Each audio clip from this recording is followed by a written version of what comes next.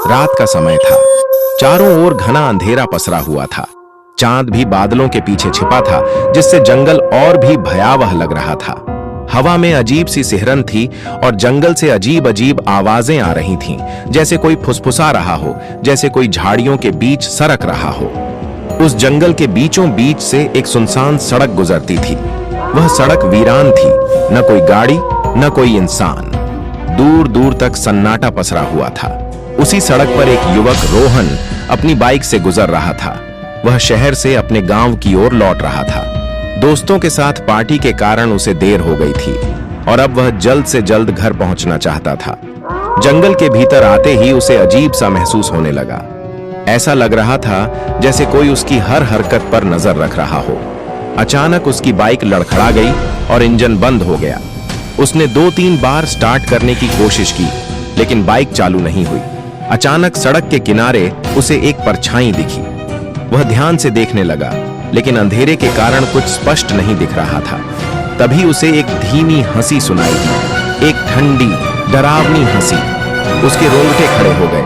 उसने चारों ओर देखा, लेकिन कोई नहीं था। अचानक झाड़ियों में से एक सफेद साया निकला। लंबे बाल, सफेद लिबास और गहरी काली आंखें। रोहन की सांसें तेज हो गईं। वह हड़बड़ाकर बाइक स्टार्ट करने लगा। डर के मारे उसके हाथ कांप रहे थे। यहां से चले जाओ, एक रहस्यमयी आवाज आई। रोहन ने पूरी ताकत लगाकर बाइक स्टार्ट की और इस बार वह चालू हो गई। बिना पीछे देखे वह पूरी रफ्तार से वहां से भाग निकला। कुछ दूरी पर आकर उसने चैन की सांस ली। जब उसने पीछे मुड़कर देखा तो वहां कुछ भी नहीं था। क्या वह उसका भ्रम था या सच में उस जंगल में कोई था? यह सोचकर रोहन का दिल जोर जोर से धड़कने लगा, लेकिन उसने तय किया कि अब वह कभी भी इस सुनसान सड़क से नहीं गुजरेगा। रवि अपनी कार से देर रात घर लौट रहा था। सड़क सुनसान थी। चारों ओर घना अंधेरा पसरा हुआ था। हल्की हल्की ठंडी हवा चल रही थी, जिससे वातावरण और भी रहस्यमय लग रहा था। रवि का मन घर जल्दी पहुंचने के लिए बेचैन था, इसलिए उसने गाड़ी की रफ्तार बढ़ाई। अचानक एक वीरान मोड़ पर उसकी कार झटके के साथ रुक गई। उसने दोबारा स्टार्ट करने की कोशिश की, लेकिन इंजन ने कोई प्रतिक्रिया नहीं दी। चारों ओर सन्नाटा था। दूर कहीं उल्लू की आवाज सुनाई दे रही थी, जो माहौल को और भी डरावना बना रही थी। रवि ने कार से उतरकर बोनट खोला और इंजन चेक करने लगा। तभी उसे ऐसा महसूस हुआ जैसे कोई उसे देख रहा हो। उसने चारों ओर नजर दौड़ाई, लेकिन अंधेरे में कुछ भी साफ नजर नहीं आ रहा था। उसकी दिल की धड़कन तेज हो गई। तभी अचानक किसी के चलने की हल्की सी आहट सुनाई दी। उसने टॉर्च जलाकर देखा, लेकिन वहां कोई नहीं था। घबराकर वह जल्दी से कार के अंदर बैठ गया और दोबारा स्टार्ट करने की कोशिश की। इस बार कार स्टार्ट हो गई। रवि ने तेजी से एक्सीलेटर दबाया और वहां से निकल गया। दूर जाते हुए उसे महसूस हुआ कि कोई परछाई सड़क के किनारे खड़ी उसे देख रही थी। चारों टॉर्च जलाकर आगे बढ़ने लगे। रात घनी और अंधेरी थी। चारों तरफ सन्नाटा पसरा हुआ था। पक्षियों की प्रासंगिक आवाज और झींगुरों की झंझनाहट ही एकमात्र आवाजें थीं। रोहन, समीर, अजय और विक्रम अपने कदमों की आहट से भी चौकन्ने हो रहे थे। हमें सही रास्ते पर चलना होगा, नहीं तो भटक सकते हैं, रोहन ने फुसफुसाते हुए कहा। समीर ने नक्शा निकाला और टॉर्च की रोशनी में गौर से देखा। अगर हम सीधे चलते रहे तो नदी के किनारे पहुंच जाएंगे, वहां से गांव नजदीक होगा, उसने समझाया। अचानक झाड़ियों में सरसराहट हुई। सभी दोस्त ठिठक गए। विक्रम ने टॉर्च उस ओर घुमाई, लेकिन कुछ दिखाई नहीं दिया। हो सकता है कोई जानवर हो, अजय ने धीरे से कहा, पर उनकी बेचैनी बढ़ गई थी। वे तेजी से आगे बढ़ने लगे। कुछ दूर जाने के बाद उन्हें पेड़ों के बीच से हल्की रोशनी झिलमिलाती दिखी। वो देखो, शायद कोई घर हो, समीर ने राहत की सांस लेते हुए कहा। जैसे जैसे वे उस रोशनी की ओर बढ़े, उन्हें एहसास हुआ कि यह गांव का बाहरी हिस्सा था। आखिरकार उनकी यात्रा सफल रही और वे सुरक्षित अपने गंतव्य तक पहुंच गए। एक सुनसान रास्ते पर चलते हुए राघव और अमित गांव के बाहर दूर निकल आए थे। शाम ढल रही थी और चारों ओर सन्नाटा पसरा हुआ था। अचानक उन्हें एक टूटी फूटी पुरानी हवेली दिखाई दी। हवेली की दीवारें जर्जर हो चुकी थीं, खिड़कियों के कांच टूटे हुए हुए थे और जगह जगह घास उगी थी। ऐसा लग रहा था मानो यह बरसों से वीरान पड़ी हो। अमित ने उत्सुकता से कहा, चलो अंदर चलते हैं, देखते हैं इसमें क्या है। राघव थोड़ा डर गया। नहीं यार, सुना है ये हवेली भूतिया है, गांव के लोग यहां जाने से मना करते हैं। लेकिन अमित को रोमांच पसंद था। उसने राघव का हाथ पकड़कर खींच लिया। डरने की जरूरत नहीं है, बस थोड़ा देखेंगे और वापस आ जाएंगे। जैसे ही उन्होंने हवेली के अंदर कदम रखा, दरवाजा खुद ब खुद चरमराते हुए बंद हो गया। दोनों सहम गए। अंदर धूल जमी थी और पुराने फर्नीचर इधर उधर बिखरे थे। अचानक एक खिड़की के पास से हल्की सरसराहट की आवाज आई। राघव घबरा कर बोला, अमित, मुझे अच्छा नहीं लग रहा, हमें वापस चलना चाहिए। अमित ने भी महसूस किया कि माहौल अजीब था। तभी हवेली के एक कोने से किसी के चलने की आहट सुनाई दी। अब दोनों की सांसें तेज हो गईं। डरते डरते वे दरवाजे की ओर भागे, लेकिन दरवाजा अंदर से बंद हो चुका था। तभी अचानक एक बूढ़े आदमी की आवाज आई, कौन हो तुम लोग, यहां क्या कर रहे हो? दोनों ने डरते हुए पीछे देखा। एक सफेद दाढ़ी वाला वृद्ध व्यक्ति खड़ा था। उसकी आंखों में अजीब चमक थी। राघव ने कांपते हुए पूछा, आप कौन हैं? बूढ़ा आदमी मुस्कुराया और धीरे से बोला, मैं इस हवेली का मालिक हूं, पर इस दुनिया में अब नहीं हूं। यह सुनते ही दोनों की चीख निकल गई और जब तक वे कुछ समझ पाते, हवेली की दीवारें गायब होने लगीं और वे खुद को एक वीरान मैदान में खड़ा हुआ पाए। टूटी फूटी हवेली अब वहां नहीं थी, मानो वह कभी थी ही नहीं। दोनों एक दूसरे को देखते ही दौड़ते हुए गांव की ओर भाग गए और फिर कभी उस रास्ते पर लौटने की हिम्मत नहीं की। वहां एक पुरानी तस्वीर टंगी थी, जिसमें एक औरत की आंखें असली जैसी लग रही थीं।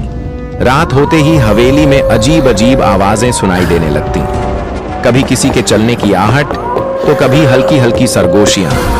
लेकिन सबसे डरावनी बात यह थी कि कई लोगों ने दावा किया कि उन्होंने तस्वीर के चेहरे के हाव भाव बदलते हुए देखे थे। कुछ ने यह भी कहा कि उन्होंने तस्वीर को मुस्कुराते हुए देखा, जबकि कुछ ने उसे क्रोधित नजरों से घूरते हुए पाया।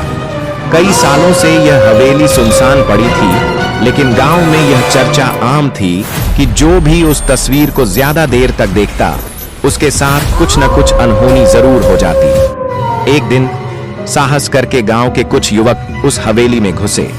उन्होंने उस तस्वीर को ध्यान से देखा तो ऐसा लगा कि तस्वीर में बनी औरत की आंखों में हलचल हुई हो। डर के मारे उनमें से एक युवक ने तस्वीर को दीवार से उतारने की कोशिश की, लेकिन तभी कमरे में तेज हवा चलने लगी और मोमबत्तियां बुझ गईं। कमरे में अंधेरा छा गया और एक अजीब सी फुसफुसाहट गूंजने लगी। वे सब डर के मारे वहां से भाग निकले। अगले दिन जब उन्होंने गांव के बुजुर्गों से इस तस्वीर के बारे में पूछा, तो पता चला कि वह औरत इस हवेली की पुरानी मालकिन थी, जो रहस्यमय परिस्थितियों में मारी गई थी। तब से उसकी आत्मा इस तस्वीर में कैद हो गई थी। आज भी वह तस्वीर हवेली में टंगी हुई है और उसकी आंखें हर आगंतुक को टकटकी लगाए देखती रहती हैं। रवि अपने नए घर में अकेला बैठा था। यह घर उसने हाल ही में किराए पर लिया था। घर थोड़ा पुराना था, लेकिन शांत और खूबसूरत था। उस रात वह अपनी किताब पढ़ रहा था जब अचानक एक अजीब सी आवाज आई, धड़ाम। उसने सिर उठाकर देखा तो मुख्य दरवाजा अपने आप बंद हो चुका था। रवि चौंक गया। उसने सोचा कि शायद हवा से बंद हुआ होगा, लेकिन खिड़कियां और दरवाजे सब बंद थे। ठंडी हवा का झोंका महसूस करते ही उसके रोंगटे खड़े हो गए। उसने धीरे धीरे दरवाजे की ओर कदम बढ़ाए और उसे खोलने की कोशिश की, लेकिन दरवाजा अंदर से जैसे किसी ने पकड़ रखा हो। उसके दिल की धड़कन तेज हो गई। तभी उसे लगा कि किसी ने उसके पीछे से उसका नाम पुकारा, रवि। वह घबराकर पीछे मुड़ा, लेकिन वहां कोई नहीं था। अचानक कमरे की लाइट धीमी होने लगी और एक परछाई दीवार पर हिलने लगी। अब रवि समझ गया कि कुछ तो गड़बड़ है। क्या यह घर वाकई में खाली था या फिर इसमें कोई अनदेखी शक्ति मौजूद थी? रवि के मन में डर की लहर दौड़ गई। उसने पूरी ताकत से दरवाजा खोला और बाहर की ओर भागा। बाहर आते ही उसे लगा जैसे किसी ने धीरे से उसके कान में कहा, फिर मिलेंगे। रवि अब कभी उस घर में वापस नहीं गया। रवि को तस्वीर देखते देखते अजीब सा एहसास हुआ, जैसे कोई उसे घूर रहा हो। अचानक कमरे की बत्तियां झपकने लगीं और एक ठंडी हवा पूरे कमरे में फैल गई। रवि ने डरकर इधर उधर देखा। तभी उसकी नजर तस्वीर पर पड़ी। उसकी आंखें डर के मारे फटी की फटी रह गईं। तस्वीर में जो औरत थी वो अब वहां नहीं थी। अचानक अलमारी के पास से हल्की सरसराहट सुनाई दी। रवि ने कांपते हुए उस ओर देखा। अंधेरे में एक छाया धीरे धीरे उभर रही थी। देखते ही देखते वही औरत तस्वीर से बाहर निकल आई। उसकी आंखें सुर्ख लाल थीं, चेहरा पूरी तरह विकृत था और उसके होठों से एक भयानक मुस्कान झलक रही थी। रवि का शरीर डर से सुन्न पड़ गया। वह चीखना चाहता था पर आवाज गले में ही अटक गई। भूतनी ने अपनी लंबी नुकीली उंगलियां उसकी ओर बढ़ाईं और फुसफुसाई, तूने मुझे देख लिया, अब मैं तुझे नहीं छोड़ूंगी। तभी कमरे का दरवाजा अचानक तेज आवाज से खुला और एक झोंके के साथ सब कुछ सामान्य हो गया। रवि ने जल्दी से तस्वीर की ओर देखा। अब उसमें वही औरत वापस थी, पर उसकी मुस्कान और भी डरावनी हो गई थी, मानो वह फिर से बाहर आने का इंतजार कर रही हो। गांव के 4 दोस्त राहुल, समीर, कश्यप और दीपक पुरानी हवेली की रहस्यमयी कहानियों को सच मानने के लिए तैयार नहीं थे। उन्होंने तय किया कि वे आधी रात को हवेली में जाकर सच्चाई का पता लगाएंगे। रात के ठीक 12 बजे चारों दोस्त टॉर्च लेकर हवेली के अंदर पहुंचे। वहां अजीब सी नमी और सड़ांध भरी गंध थी। हर कोने में धूल जमी थी और दीवारों पर अजीब आकृतियां बनी हुई थीं। जैसे ही वे हवेली के सबसे पुराने कमरे में पहुंचे, अचानक दरवाजा खुद ही बंद हो गया। तभी कमरे के एक कोने से एक धीमी पर डरावनी हंसी गूंज उठी। चारों ने अपनी टॉर्च उस ओर घुमाई पर कुछ भी नजर नहीं आया। तभी अचानक एक काली परछाई दीवार से निकलकर चारों ओर फैलने लगी। जैसे जैसे वह बढ़ती गई, ठंड भी तेज होने लगी। राहुल कांपती आवाज में बोला, यह क्या हो रहा है? उससे पहले कि कोई जवाब देता, चारों की टॉर्च एक साथ बुझ गई। घना अंधेरा पूरे कमरे में फैल गया। अब सिर्फ सांसों की आवाजें और दूर से आती एक डरावनी फुसफुसाहट सुनाई दे रही थी। तुमने मेरी नींद तोड़ी है, अब मैं तुम्हें चैन से नहीं रहने दूंगी। और फिर हवेली से एक जोरदार चीख निकली, जिसके बाद वहां कभी किसी ने उन चारों को नहीं देखा। रात के अंधेरे में एक कार तेजी से सुनसान जंगल की ओर बढ़ रही थी। कार में 3 दोस्त थे, अजय, रोहित और विक्रम। वे शहर से बाहर घूमने निकले थे, लेकिन रास्ता भटक गए। जंगल घना होता जा रहा था और अचानक कार रुक गई। इंजन ने काम करना बंद कर दिया। अजय ने घबराकर कहा, शायद हमें मदद के लिए उतरना चाहिए। जैसे ही वे कार से बाहर निकले, चारों ओर अजीब सन्नाटा था। अचानक झाड़ियों से किसी के चलने की आवाज आई। तीनों ने टॉर्च जलाई, लेकिन वहां कोई नहीं था। ठंडी हवा के साथ एक अजीब सी फुसफुसाहट सुनाई दी, तुम यहां नहीं होने चाहिए थे। अगली सुबह पुलिस को जंगल में एक लावारिस कार मिली। कार का दरवाजा खुला था, लेकिन उसमें कोई नहीं था और सीटों पर 3 गहरी खरोंचों के निशान थे।